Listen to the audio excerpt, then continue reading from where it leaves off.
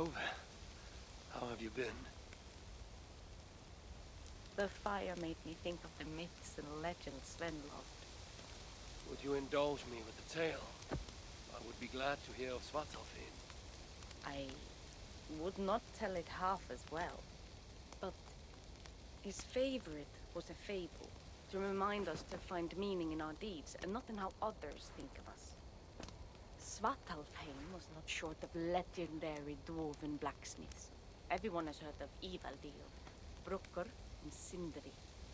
But this tale is of a stonemason. He lived as far south as he could, where Gulnamar meets Vangrim. His workshop sat upon the shoreline.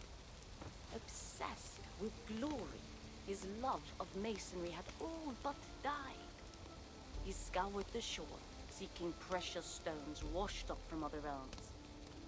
Then he saw it. Something beautiful, glittering, shimmering across the water, upon an island he had never dared travel to. He hastily built a boat, working long into the night. He set sail and found many rocks that sparkled and dazzled upon the island.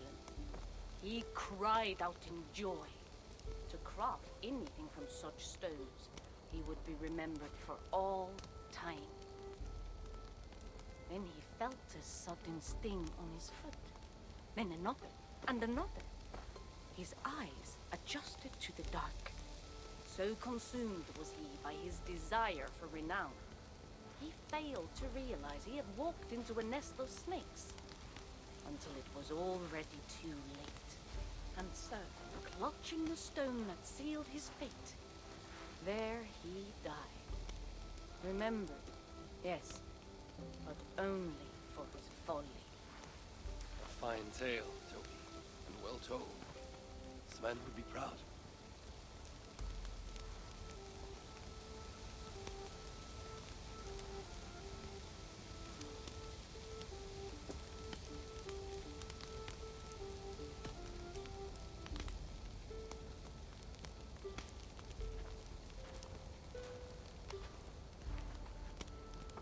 Are you and Bridget well? Of course. The flames soothe my mind, as do the tales told here. You have one to share, Gunnar. A legend of Svartalfheim. Aye, a story of a king who could not see the wood for the trees. Ragnarok, greatest of dwarven kings. Within his palace in Gulnamar, he wanted for nothing except an heir. Ragnarok and his wife had grown old. Perhaps too old. Late one night, consumed with worry, Ragnarok walked in the shadow of his vast mountain-top palace, tears in his eyes. "The great king! What ails you?"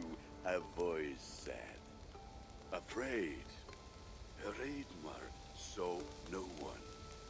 "Who goes there?" he replied. Then he saw who addressed him. A vast and ancient tree, perhaps almost as old as Ymir himself. Ragnarok sat upon its roots and told the tree he feared he was too old to give his subjects the legacy they deserved. The tree was so moved, it wept and offered its tears to Ragnarok. "Drink, great king," it said, "and your woes shall be washed away." Ragnarok observed the grass, the meadows, the leaves of the tree. His subjects' happiness could be seen in how they cared for the land. His legacy was all around him. Ragnarok felt at ease, realizing he had everything he needed, and asked that the land receive the tree's gift instead. The trees' happy tears flowed evermore, enriching the land. 9 moons passed, and a baby's cry rang through Raidmar's palace.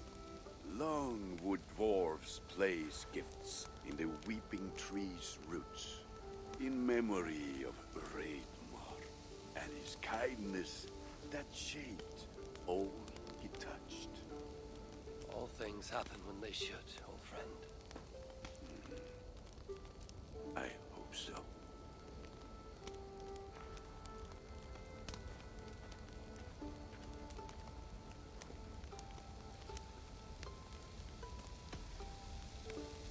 Eivor! Whatever is the matter? Have you been spending too much time drinking Valka's special sauces again? I'm troubled by visions of Odin and of Svartalfheim. They flood my mind without warning, without invitation. Aha! Which is how Thor flooded Svartalfheim. Thor, fast to act, but not so fast to think, would stomp and thump and fight and bump everywhere he and Mjolnir should go. One day, he fought a giant in Jotunheim with such ferocity that Thor's killing blow was felt through all 9 realms. The ground shook, mountains rose up, hills tore apart, creating canyons, and north of Svaladal, the massive lake that housed the springs of Yggdrasil split open, flooding all of Svartalfheim. The dwarf king, Hreidmar, acted swiftly. He built 3 mighty dams, preventing further damage to his realm, working alongside his beloved subjects. So surprised was one builder to see the great king working as an equal that he slipped, tumbling into the raging waters below. Without hesitation, Hreidmar leapt, once from his horse and again from the center of the dam's lip, diving into the frightful torrent. Before the builder could even cry for help, Hreidmar was pulling him onto dry land. And so 2 giant statues were built to honor the king, one for each leap of unthinking bravery, and stood until the end of days. Until Ragnarok. Aye! So you see, actions ripple outward, like a stone falling into a lake. Or like Thor crushing a Jotun skull with Mjolnir. Affecting everything, whether foretold or unknown. I fear my tale has only worsened your concerns. No, a good story is a log that feeds a mind's flame. Thank you, friend.